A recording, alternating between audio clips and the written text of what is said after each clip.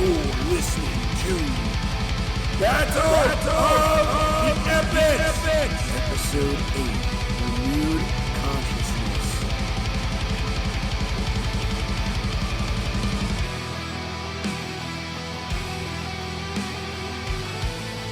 Mallrats and Pulp Fiction ran up the concrete steps to the door marked Experiments. Kicking the door open to the horrific sight of rows of med tables with dried blood in the center. At the far end of the room lay a tired, terrified, and strapped down, never-ending story. She was reduced to her passive form, the head of a luck dragon on top of the body of a female plains warrior. Pulp Fiction blasted the straps, holding down the never-ending story as the sound of approaching trolls rang out in the hallway. Mallrats spoke up. Got enough energy to get us out of here? Moments later, the never-ending story had grown into her massive luck dragon form, blasting out the high tower of the troll's fortress and through the digital internet wall, with Mallrats and Pulp Fiction on her back. Sweet freedom! Keep your eyes peeled for a cabin past the trees? That's our destination. The never-ending story grunted her approval. Taking advantage of the joy in her rescue, she flew as fast as she could, making it to the center of the forest in no time. Landing near the cabin to greet the Empire Strikes Back, who stood on the front porch with her arms crossed. What took you so long? Big fortress. Inside, Beverly Hills Cop and Revenge of the Nerds sat on a couch by a fireplace, across from both Ghostbusters who sat in rocking chairs. The four perked up once the others entered the room. The never-ending story had returned to her passive form. Ghostbusters was the first to greet them. It's so good to see you. Revenge of the Nerds hung her head low. Wish I could say the same. What now? We're a couple of clicks away from Sequel City. Pulp Fiction gave Mallrats a quizzical look. We can't all fit on Neverending's back.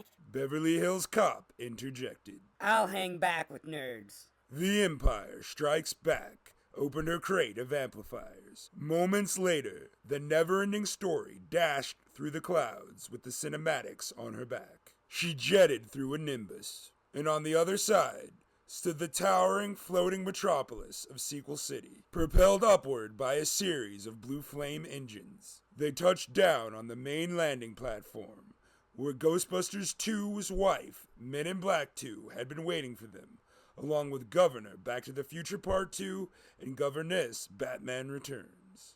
Ghostbusters 2 leapt off the never-ending story to embrace his wife. Back to the Future Part 2 greeted Mallrats with a hearty handshake. Good to see you made it in one piece. Let's get inside. Mallrats filled the sequels in as he and the other cinematics were guided through Main Street. They couldn't help but notice that the once bustling city seemed rather vacant. After he finished, Batman Returns was the first to respond. So you think the trolls are mounting some kind of takeover? Not think? No. The doors to the Capitol building slid open, revealing The Last Jedi, Blade Runner 2049, and Independence Day Resurgence flanked by 4 troll sentries. Mallrats and the others ignited their amplifiers, but they were stripped away by The Last Jedi, who used the Force to take them as well as the Empire Strikes Back's lightsaber. We would be honored if you joined us. The prison of Sequel City was 32 rows of 16 glass cells all across from each other. Pulp Fiction bounced a rubber ball off the walls to her cell.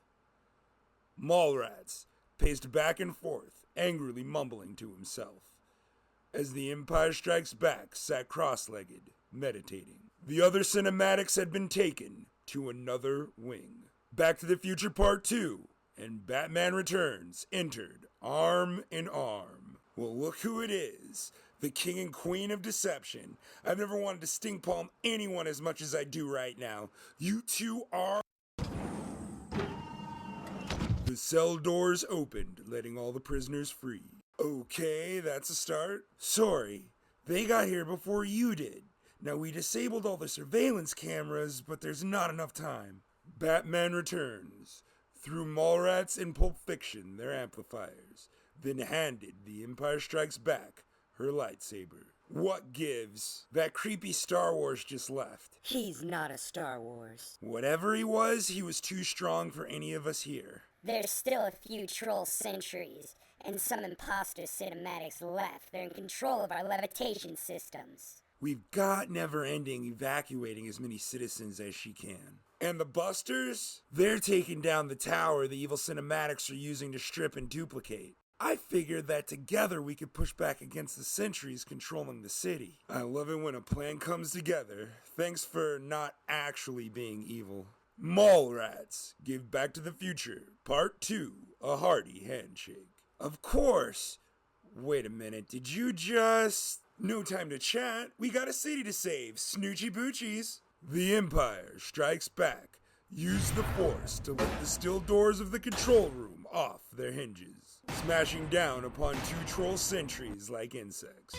Pulp Fiction used her amplifier to take out the surprise troll sentry behind the control panel. Mallrats strutted in, stepping over the carnage. Way to make me useless. That is your natural state. Hey! A troll who had gotten out of the way of the collapsing door by leaping to the ceiling attempted to pounce on Pulp Fiction, but was soon blown to pieces by Mallrats' amplifier. You're welcome. Suddenly, the troll Pulp Fiction hit leapt upon the control panel, shutting off all levitation systems before collapsing to the ground. The alarm sounded as the city shook and began to fall from the sky. Mother...